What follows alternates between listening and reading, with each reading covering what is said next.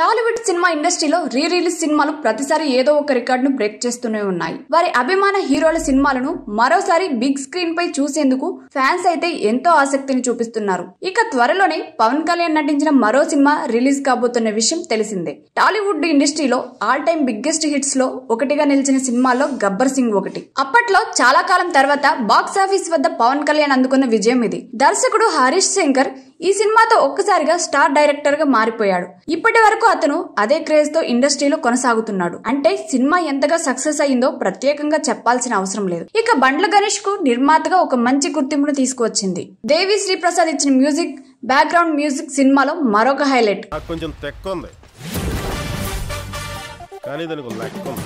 ఇక ఈ సినిమాని ఇప్పుడు రీ రిలీజ్ చేయడానికి సిద్ధమయ్యారు. గబ్బర్ సింగ్ 4K లో సెప్టెంబర్ 1వ తేదీన వరల్డ్ వైడ్ గా విడుదల కాబోతుంది. ముఖ్యంగా ఓవర్సీస్ లో కూడా ఈ సినిమా గ్రాండ్ గా విడుదలవుతూ ఉండడం విశేషం. యుఎస్ లో పవన్ కళ్యాణ్ కు క్రేజ్ కూడా గట్టిగానే ఉండటంతో అక్కడ కూడా సినిమాను ఎక్కువ స్క్రీన్స్ లలో విడుదల చేస్తున్నారు. చాలా ఈగో ఉందండి.